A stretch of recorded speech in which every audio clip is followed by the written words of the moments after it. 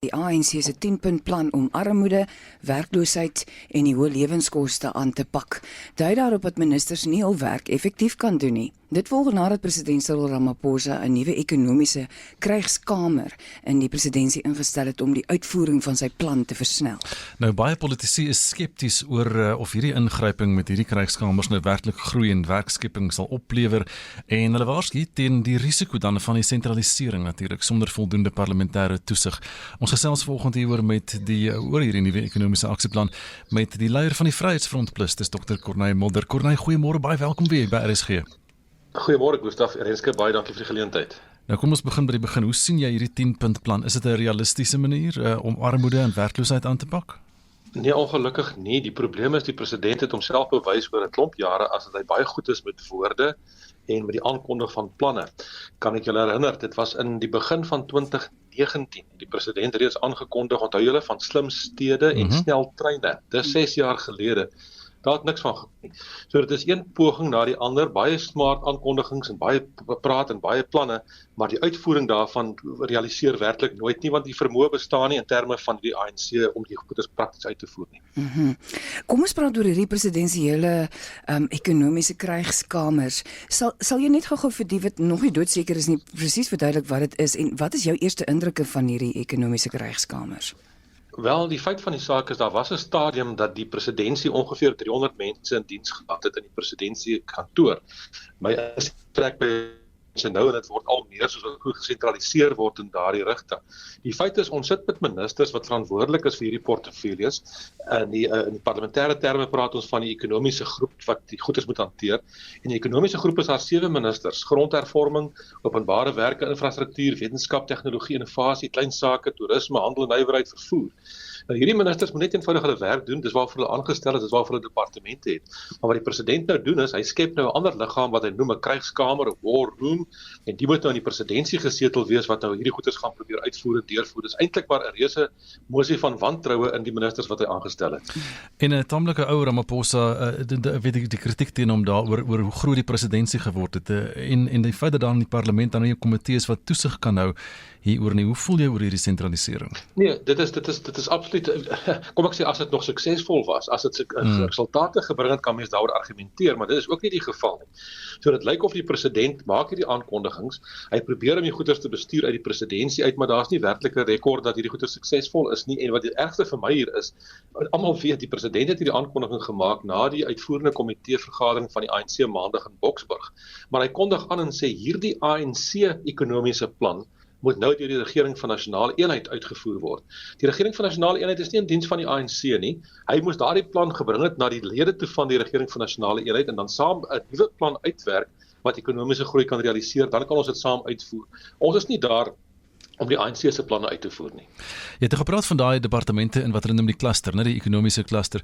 Elkeen van daai departemente het 'n direkteur-generaal wat volgens wet die dinge moet maak gebeur. Mag die presidentskap net dinge doen of moet hulle die departement half dwing in 'n rigting in? Is dit 'n so 'n moeilike storie? Dit is heeltemal reg. Elke departement het sy struktuur, elke departement het sy direkteur-generaal en sy amptenary wat die werk moet doen en sy begroting wat goedgekeur word. Maar dit lyk vir my dit is so, ons weet dit is die goeders realiseer eenvoudig nie. Daar is nie koördinering en dis deel van die regering se huidige probleem. Elke minister gaan op sy eie aan, daar is ons nou nie 'n gesamentlike oorkoepelende plan vir Suid-Afrika wat geregeer word in terme van ooreenkoms nie.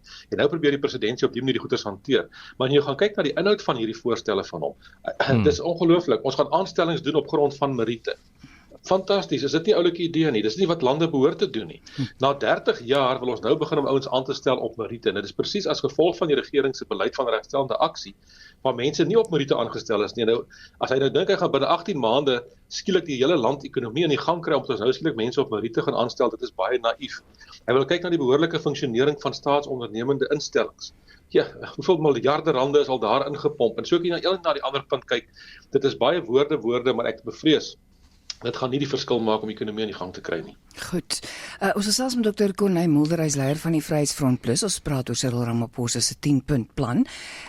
Kom ons sê nou maar net, die nuwe plan kan in 'n maand ingestel word. Hy werk nou eintlik dit is nie net woorde op papier nie. Dit prakties werk dit nou ook in 'n maand.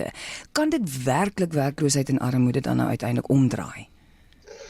Dit sou dit kon omdraai as ons die regte goeders doen, maar as die president weer eens sê hulle bly verbind tot swart ekonomiese bemagtiging, hulle bly verbind tot transformasie. Dis al die ou geuite ANC slagskrete, ideologiese slagskrete wat werklik waar nie die situasie regstel nie.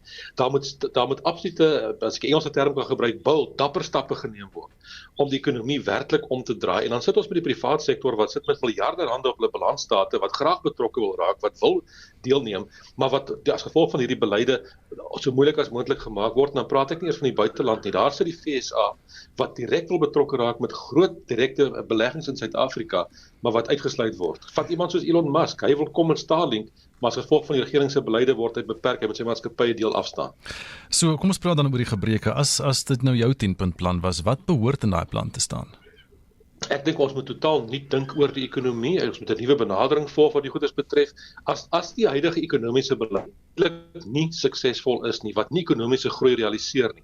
Ons kort minimum 3%, ons kort meer as 3%. Kom ons nie eens by 1% uit nie. Ons sit met werkloosheid, amptelike syfer 32% wat die jeug betref, meer as 50%. So wat jy nodig het is totaal nuwe denke. Ek dink ons moet aanvaar dat swart ekonomiese bemagtiging nie gewerk het nie.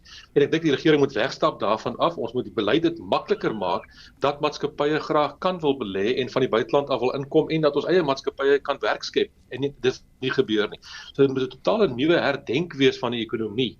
Dan kan ons die ding aan die gang kry en wegkom van hierdie ideologiese vasgevangheid wat Suid-Afrika tans vernietig. Ja, jy het vroeër gesê die privaat sektor is gereed om deel te neem. So hoe presies moet die regering dan nou die privaat sektor en beleggers betrek om die plan te laat slaag?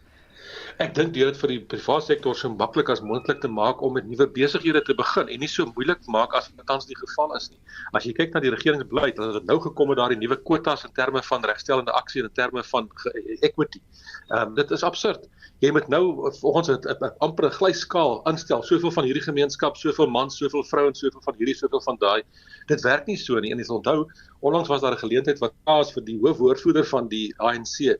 As ek nou 'n buitelandse belegger is en ek wil kom belê en ek kan nie aan hierdie goed voldoen nie, wat moet ek doen? En wat is haar antwoord? Gaan belê in Indië. Nou met alle respek, met daai tipe ingesteldheid moet ons nie verbaas wees nie.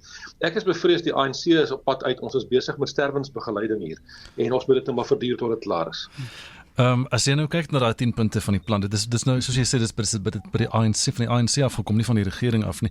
Is hy besig om in daai 10 punte en van die verskillende punte die faksies in die ANC ook te paai?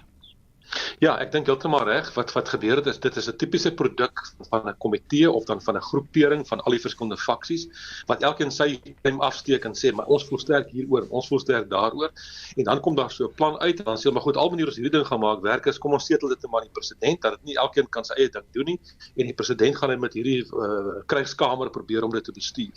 Maar regtig, ek dink hulle leef in 'n klein bietjie van 'n klein groepie bymekaar wat regtig nie die groter perspektief meer verstaan of sien wat Suid-Afrika ervaar en wat in die res van die wêreld aan die gebeur is nie.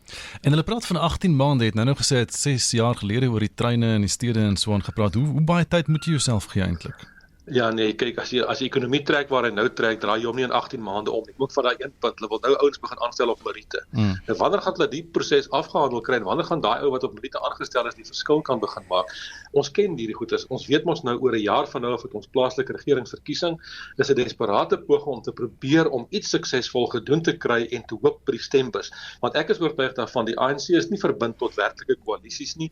Ek dink hulle beskou dit as 'n tydelike terugslag. Hulle hooplik kan by die volgende ronde weer die beheer kry en dan weer alleen regering aangaan. Maar ek is jammer vir hulle, daai dae is wat my betref altyd verby. Baie dankie, Dr. Corneille Mulder, hy is leier van die Vryheidsfront Plus.